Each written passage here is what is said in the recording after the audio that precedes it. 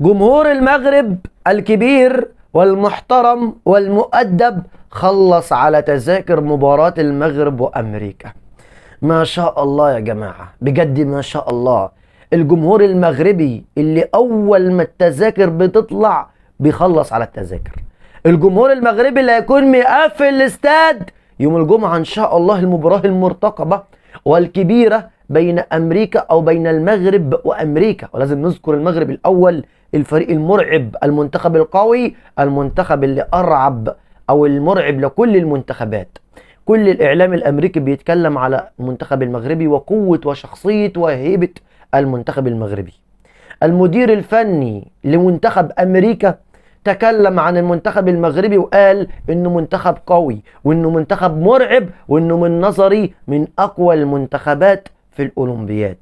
نتمنى إن شاء الله كلنا فوز المنتخب المغربي، إنه يتألق ويبدع ويلعب لعبه الطبيعي ويلعب بشخصيته وبقوته في أرض الملعب ويقدر ينتصر على أمريكا. وزي ما قلت لك قبل كده، ممنوع الاستهتار، اوعى تستهتر، خايف من الاستهتار، لان انا حذرت قبل منتخب او قبل مباراة المغرب واوكرانيا وقلت مش معنى ان انت فزت على الارجنتين يبقى هتفوز على اوكرانيا بسهولة. لازم تلعب بكل قوة ولازم ان انت ما تستهترش علشان تقدر تفوز. ولكن اللعيبة المغربية بالفعل استهتروا، مش كانوا قد كده واتغلبوا من اوكرانيا، ولكن رجعت القوة والشخصية والهبة والهيمنة في ارض الملعب امام المنتخب العراقي، وقدر المنتخب المغربي انه يكسب. علشان نوصي ونقول يا جماعة العبوا لعبكم الطبيعي امام امريكا، مش عايزين استهتار، عايزين نكسب. منتخب امريكا ليس منتخب سهل، منتخب صعب وقوي،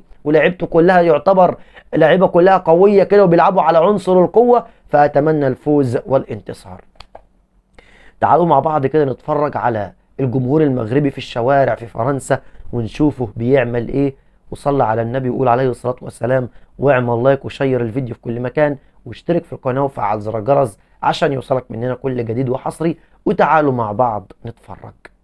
جيت دابا يا هنايا باش ناخذ شي طوموبيل، شي لعيبه باش نقدر نطلع. الدري تا هو تلاقاش مع مسكين من المغرب، الدري من المغرب تلاقاش معاه في التران. حنا دابا كاملين متشردين، كاملين بغينا ناخذ الطوموبيل باش نطلعوا ان شاء الله نطلعوا لباري ويجيونا لي فخي فهمتي ناقصين. غير هو ما يمكنش، كاع الطوموبيلات مشاو كلشي مشى، لاكار محبوسه، الطيارات واصلين 900 اورو البي، ما يمكنش غير ما يمكنش. دونك دابا الدراري ما عرفتش انايا هو الكرسي ديالي هنايا واقيلا سوا غادي نمشي نبات في البحر، ما عرفتش شنو غادي ندير. المشكل خدام اليوم، عيطت لهم قلت لهم ما نقدرش نجي.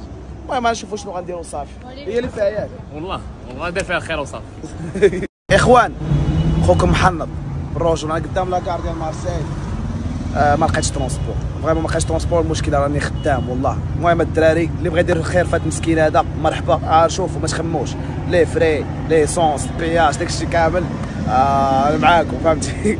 غير ديروا فينا هاد الخير ووصلوا للباري. اخويا باغي ندخلوا غنخدموا، والخدمه صاحبي راه شقيتها معاهم غيوليو مجرين عليا، الله يرحم الوالدين.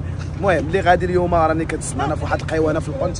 المهم راه سميتها قهوه عباس، هذه قهوه عباس، هذه القهوه اللي اون فاس مع لاكار. ها هي انا كنتسنى في شي ميساج زوين جيو عتقونا خوت. هادشي اللي كاين.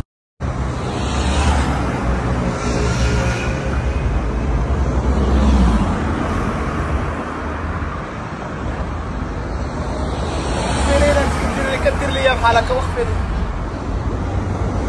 باري باري باري اخويا باري. الفرنسية لأنه الجو حار والاستراحات خلينا هذا البخاخ المائي بيعطر هالنظام. تجي بالاتجاه المعاكس يبخ عليك يعطيك برودة تجنن. من الخطة؟ والبرودة. زميل الصحفي وزميل قائد مدير القناة مدير قناة فلوجة. المخرج المصور. صاحب كل شوي يطلع لنا بقناه، قاموا بالتعليقات يقول لنا كل شوي يطلعون قلت انا بعد ما اطلع خلاص. طلعوا باخر اثنين واشتهروا. Oui, j'ai pris ma chaise de camping parce que je sais que je suis toujours en galère. Moi, je suis quelqu'un, on appelle ça menhous. qui n'a pas de chance. Du coup, moi je suis supporter du Maroc et en fait je vais aller à Paris parce que je dois supporter le Maroc. Ouais, pour le match. C'est quand le match? Le match c'est vendredi et on a gagné l'Irak hier 3-0. Demain on doit supporter le Maroc, on doit donner tout ce qu'on a. Donc là c'est urgent là votre... Ouais, c'est urgent, urgent. Le Maroc sans nous, c'est rien. C'est nous la force du Maroc. Ou des Comment vous allez faire? on va prendre tout. L'avion, covoiturage, trottinette, les rollers, l'avion, tout ce qui peut nous ramener là-bas, autostop même, on prend tout. Le Maroc dans le sang. Des forces là? Oui.